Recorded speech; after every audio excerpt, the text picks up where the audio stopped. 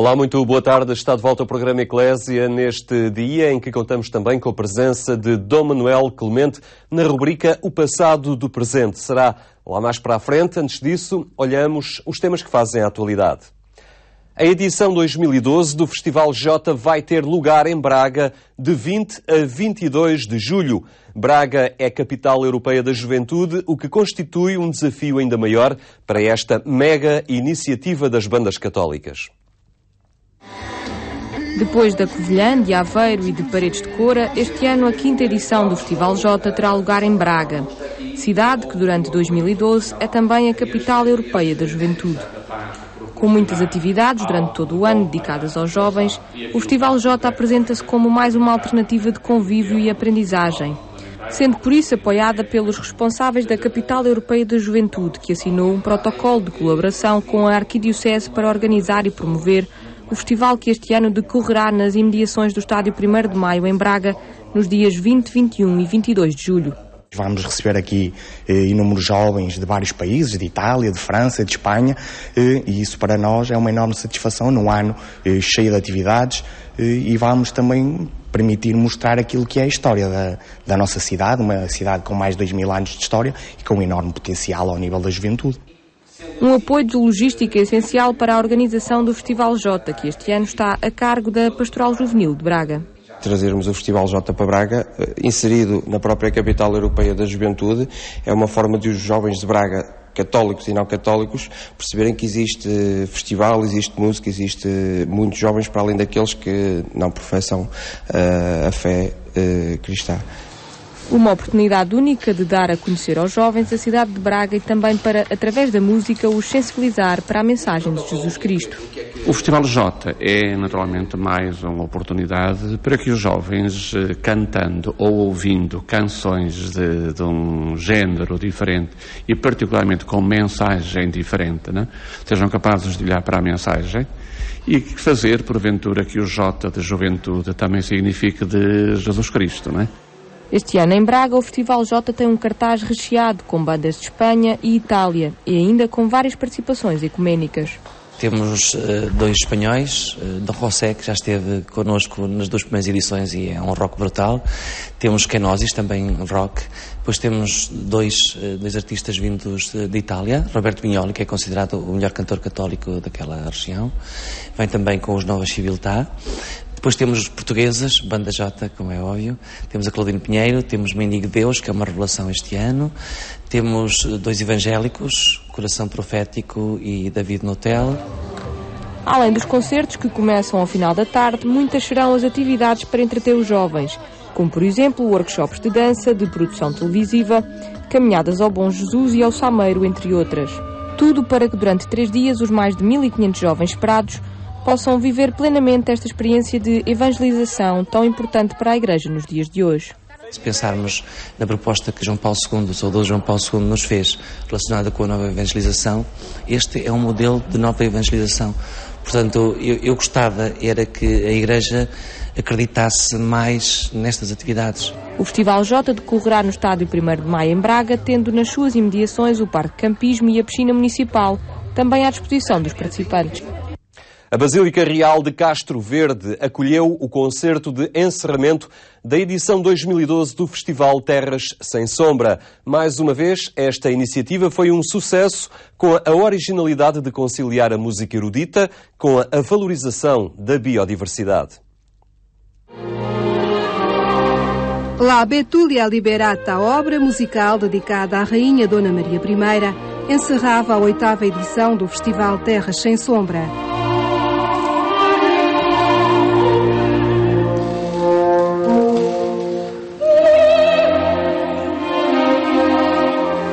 A Basílica Real de Castro Verde acolheu um concerto realizado em coprodução com o Teatro Nacional de São Carlos e a Orquestra Sinfónica Portuguesa, sob a direção de Donato Renzetti, maestro da Ópera Metropolitana de Nova Iorque, e um elenco composto por cantores portugueses e espanhóis.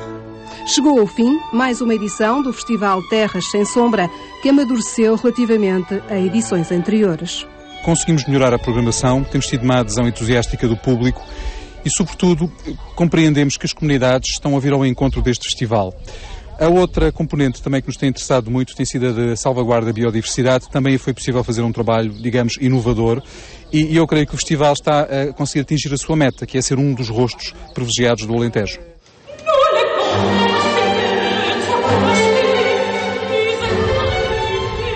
Este festival tem também a particularidade de conciliar a música erudita e a preservação da biodiversidade, realçando a riqueza do Alentejo.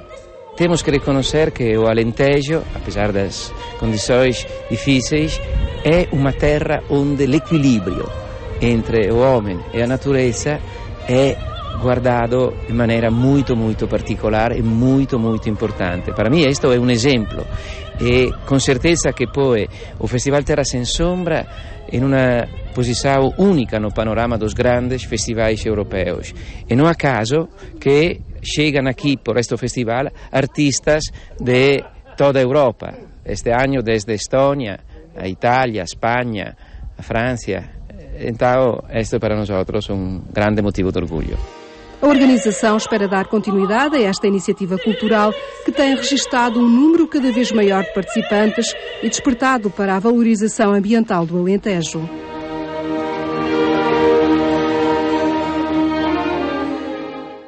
Conhecer o Festival Terras Sem Sombra é a proposta para o próximo domingo do programa 70x7.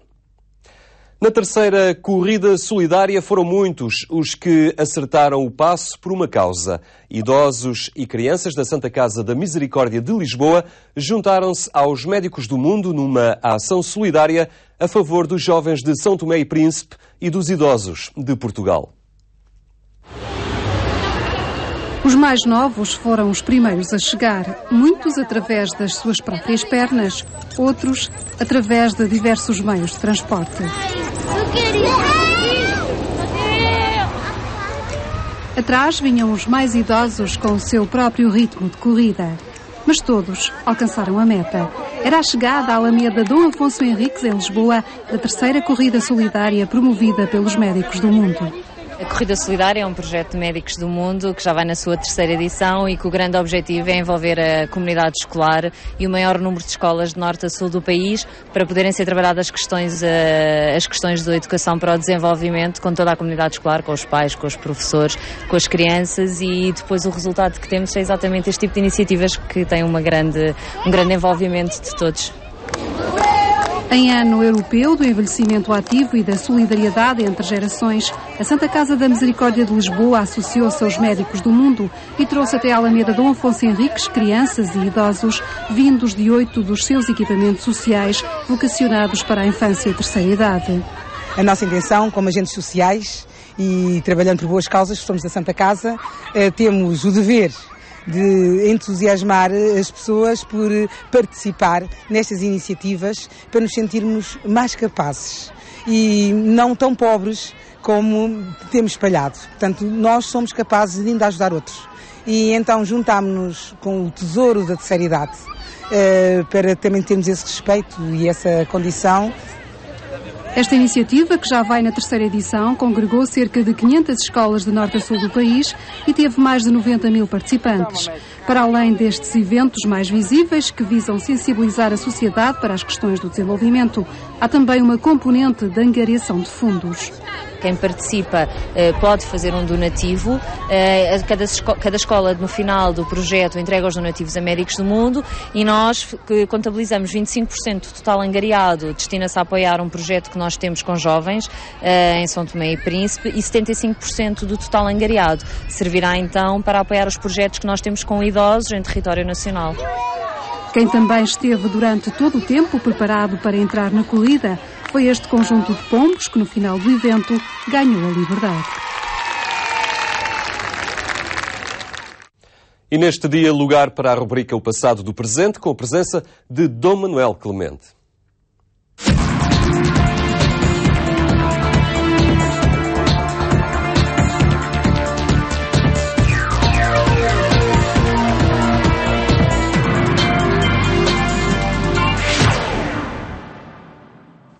Analisamos as mudanças na sociedade portuguesa e os desafios colocados à nova evangelização. A temática que nos ocupa nesta rubrica O Passado do Presente Quem Cada Semana conta com a presença do Manuel Clemente. Cumprimento. Boa tarde. Paulo. Muito obrigado por estar connosco. E são as mudanças que aconteceram na segunda metade do século XX, estas que estamos a analisar. Exatamente. Boa tarde, antes de mais, a todos os nossos telespectadores. Mas esta segunda etapa, diríamos, desta série de programas que dedicamos às mudanças recentes na sociedade portuguesa e ao respectivo impacto naquilo a que nós chamamos e urgimos como nova evangelização, hoje leva-nos a algo de que hoje também se fala, e se fala muito insistentemente, mas que é bom termos uma certa panorâmica de longo prazo, até porque também tem reflexos grandes na vida da Igreja em Portugal e do seu estar na sociedade portuguesa. Estou-me a referir àquilo a que nós chamamos o Estado Social. Não é? A expressão Estado Social já de si tem uma conotação específica e, de certa maneira, não digo que se oponha, mas sobrepõe-se ou sucede a um Estado que era basicamente político.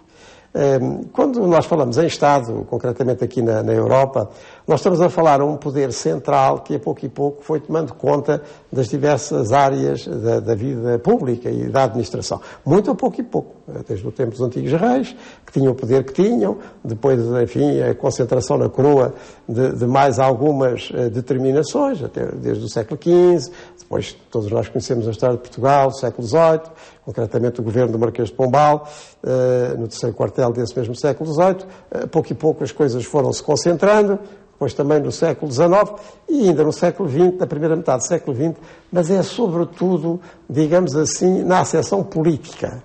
Na acessão política do poder, do exercício do poder, com alguns setores da vida pública, tinha a ver com a defesa, tinha a ver com o exército, tinha a ver, quando podia, com alguma presença na economia, mas não muito forte.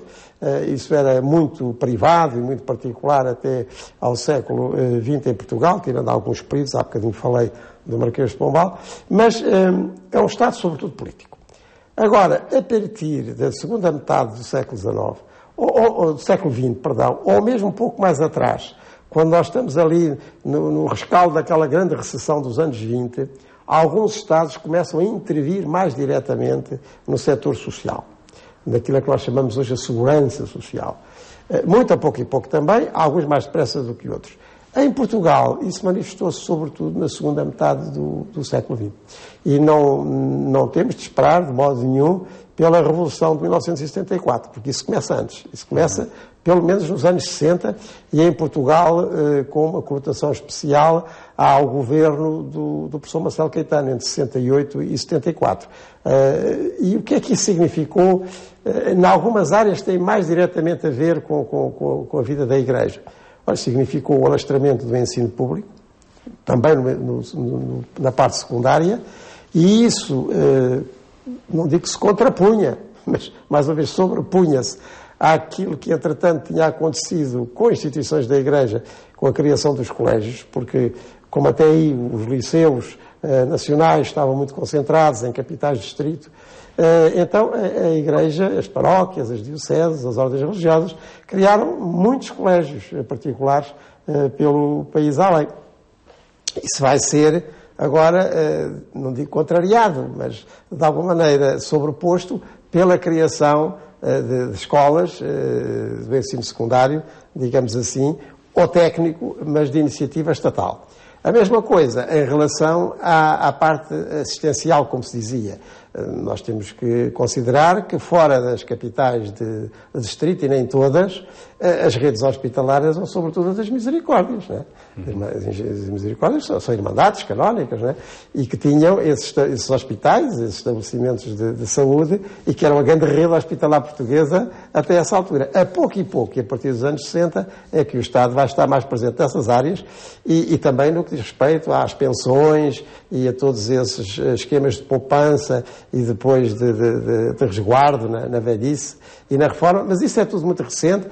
Todos estes itens que formam e que depois foram sempre engrossando o chamado Estado Social datam, sobretudo, dessa década de 60. Eu peço ao Paulo para ler mais um excerto do professor Rui Ramos nesse sentido. Que nos fornece os números que indicam precisamente esse crescimento. Escreve: O Governo investiu no 5º e 6º anos de escolaridade. Com 82 mil estudantes em 1960, vieram a incluir 153 mil em 1970 e 267 mil em 1974. Mas, acima de tudo, lançou o que Marcelo Caetano chamava o Estado Social. A despesa anual da Segurança Social em percentagem do PIB cresceu de 1,7% em 1960 para 3,8% em 1970 e 6,8% em 1974. Em 1960 havia 56.296 pensionistas em Portugal. Em 1974, 701.561, recebendo pensões cujo valor duplicara. Foi a mais rápida expansão de sempre do Estado Social em Portugal.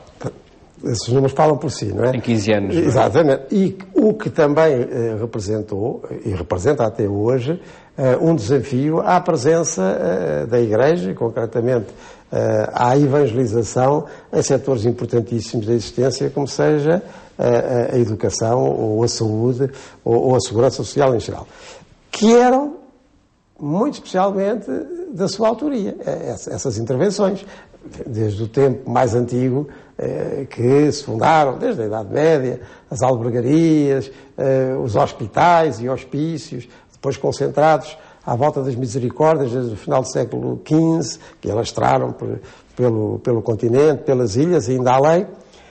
Também no que se respeita ao ensino, enfim, escolas, como eu já disse, se desenvolveram muito no século XX, colégios diocesanos e de outras entidades eclesiais, que garantiam, enfim, tudo isso, que a pouco e pouco o Estado, a partir dos anos 60, foi ocupando diretamente. O que, em si, obviamente, não é um mal, porque o Estado, como depositário das contribuições dos cidadãos para aquilo que é comum, digamos, para o bem comum, também tem que ser ele depois a administrar esses bens que os cidadãos lhe confiam ao Estado enquanto administração, para responder, na medida do possível, às necessidades básicas, e não só básicas, da população. Então, qual é o lugar, qual é o papel das instituições da Igreja face a este mundo vastíssimo das realidades sociais, educativas e outras? Bem, antes de mais, é o papel dos cristãos como tais. Portanto, os cristãos vão entendendo que também são cidadãos como os outros cidadãos, e, portanto, devem estar presentes em todas aquelas estruturas, sejam estatais ou não, que respondem às necessidades dos seus concidadãos. Portanto, não se trata de olhar o Estado como concorrente da Igreja e das instituições da Igreja, porque o Estado é o nosso Estado. Portanto, e é de todos os cidadãos, e dos católicos também, e não são assim tão poucos. Portanto, aí devem intervir e devem agir. Mas isto quer dizer que, então, não há lugar para instituições específicas, católicas, uma oferta católica específica, nesses campos do ensino, da saúde? Com certeza que há. Até porque uma sociedade democrática, não é aquela em que o Estado faz tudo. Há coisas que o Estado faz por si, e há coisas que o Estado estimula, que o Estado apoia, e que são da iniciativa dos cidadãos, mas que o Estado reconhece que tem um benefício geral. Até para crentes e não crentes, mas mesmo que seja só para crentes, esses crentes são cidadãos, também têm direito a ser atendidos. Em todo caso, isso vai gerando sempre alguma tensão. Digamos que é a conjugação de dois princípios fundamentais da doutrina social da Igreja, que é o princípio da solidariedade, ou seja, que todos temos que ver com todos, e todos temos que colaborar com todos. E os recursos de todos e de cada um devem se conjugar no bem comum. O princípio da solidariedade, com certeza. Mas que não deve anular o outro princípio igualmente importante de uma sociedade democrática, que é o da subsidiariedade.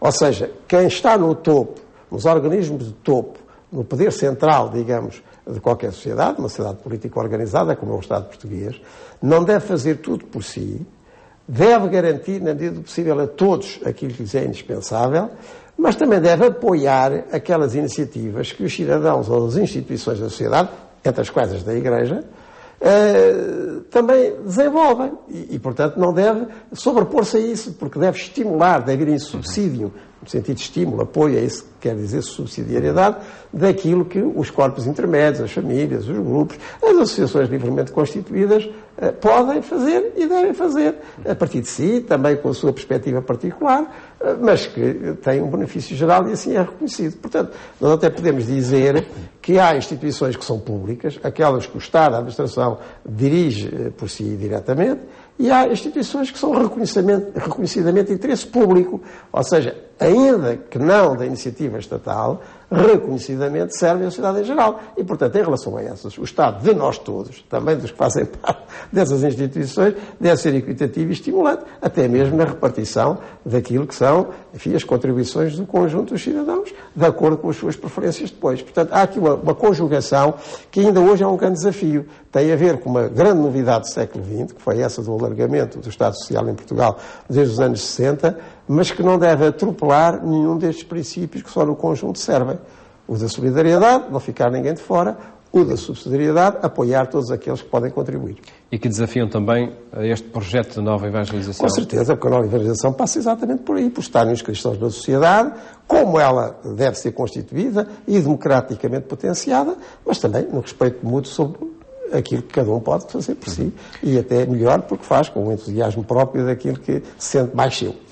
Veremos, 2 a 8 dias, outros indicadores, outros fatores que contribuíram para a mudança da sociedade portuguesa e que são também eles desafios à nova evangelização.